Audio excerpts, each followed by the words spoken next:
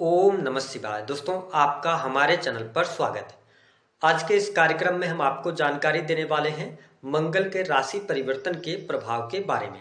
मंगल ग्रह 23 फरवरी 2026 को मकर राशि से निकलकर शनि की ही मूल त्रिकोण की राशि कुंभ राशि में प्रवेश करेंगे और यहां पर आगामी 2 अप्रैल 2026 तक गोचर करने वाले हैं। देखिए, सामान्य तौर पर यदि देखा जाए तो मंगल का गोचर जैसे ही कुंभ राशि में होगा तो वहां पर मंगल राहु के साथ युति करेंगे, साथ ही वहां पर शुक्र बुध भी विराजमान रहेंगे, जिसके परिणाम स्वरूप 1 मार्च 2026 तक पंचग्रही योग बनेगा। उसके बाद चतुर्ग्रही योग बनेगा।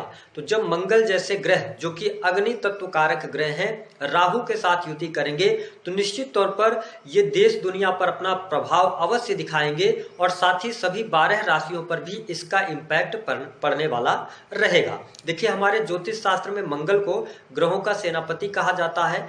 इन्हें ऊर्जा, शक्ति, साहस, पराक्रम, छोटे भाई बहन, जमीन, वाद विवाद, लड़ाई झगड़े और साथ ही सेना, police, army, electronic gadgets, engineering का क्षेत्र, मेडिकल लाइन, इन सभी चीजों का इनको कारकत्व प्राप्त है।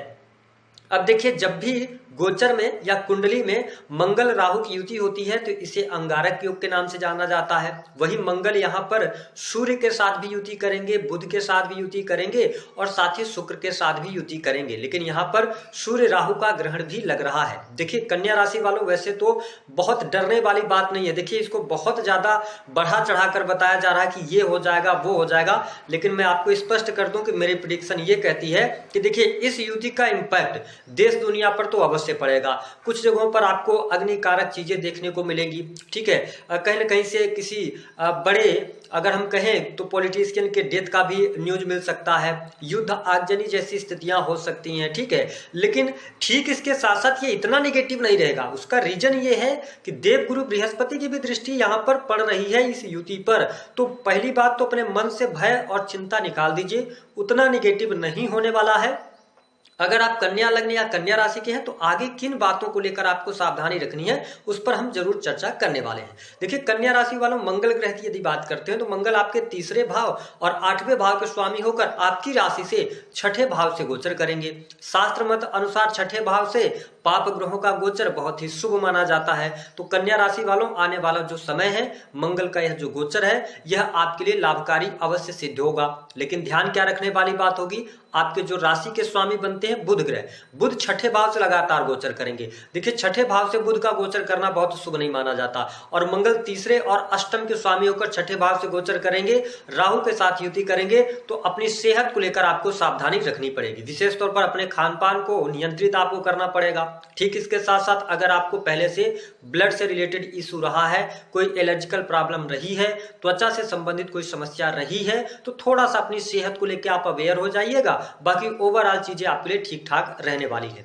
ठीक इसके साथ 6ठे भाव से जब मंगल का गोचर हो रहा है तो इस समय अवधि के दौरान गुप्त शत्रु आपके जरूर बनेंगे, लेकिन इस समय अवधि में आप अपने शत्रुओं पर हावी रहने वाले हैं। शत्रुओं पर विजय प्राप्त होती हुई नजर आएगी। लेकिन इसके साथ साथ जब राहु मंगल की युति हो रही है, देवगुरु बृहस्पति की भी दृष्टि है, तो अच्छी बात यह रहेगी कि जितना हो सके अपने आप को लड़ाई झगड़े वाद विवाद से आप दूरी बना के रखेंगे तो बेहतर रहेगा। हालांकि कार्यस्थल पर यदि बात किया जाए तो आप नौकरी पेशा जीवन से जुड़े हुए हैं तो नौकरी पेशा जीवन इस समय अवधि के दौरान आपका शानदार रहने वाला है। काफी लंबे समय से यदि आपकी प्रमोशन वगैरह अटकी हुई है तो इस समय अवधि के दौरान आपको आउट ऑफ टर्न प्रमोशन मिल सकती है।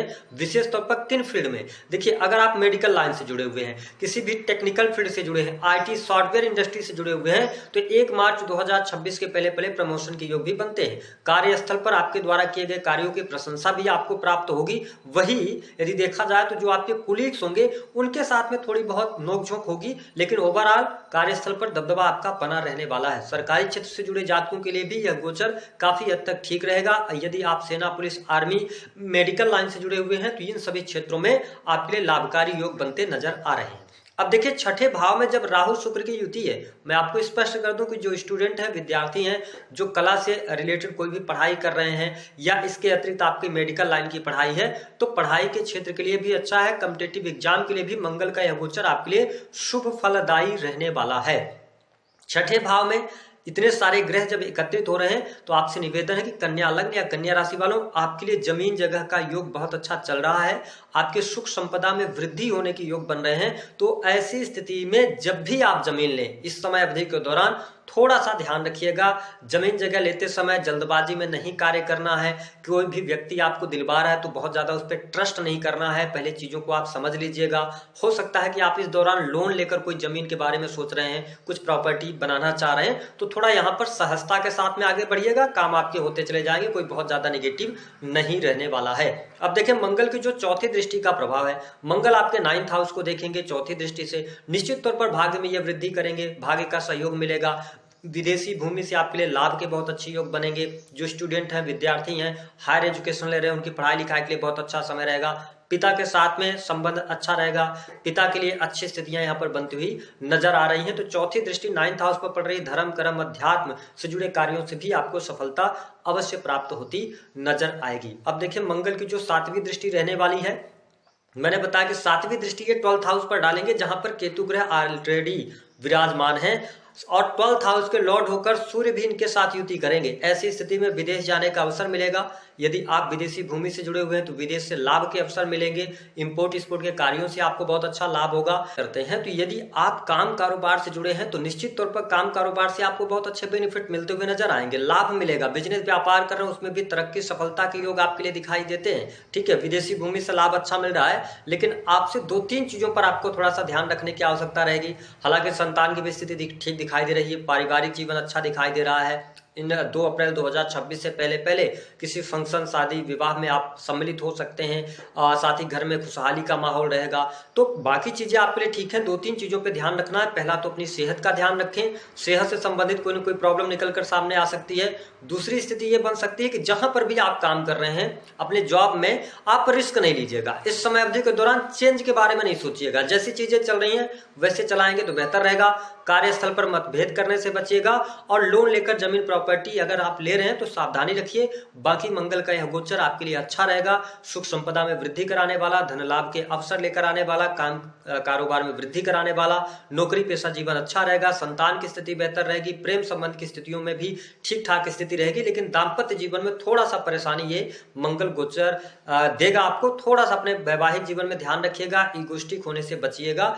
विशेष तौर पर यदि देखा जाए तो 15 मार्च 2026 से लेकर 2 अप्रैल तक इस समय अवधि के दौरान थोड़ा सा दाम्पत्य जीवन पर अगर आप ध्यान रखते हैं तो यह गोचर आपके लिए शुभ फलदायी साबित होगा। उपाय क्या करेंगे? कन्या लग्न या आपकी कन्या राशि है, हनुमान चालीसा का पाठ कीजिए। कोशिश कर सकें कि मंगलवार के दिन आप लाल मसूर की जो दाल होती है उसका आप दान कर सकते हैं। या सिंपल सी बात है, मंगलवार के दिन आप हनुमान मंदिर जाएं, उनको लाल रंग के पुष्प अर्पित करें। इससे भी आपको बेनिफिट मिल जाएगा। तो दी गई जानकारी पसंद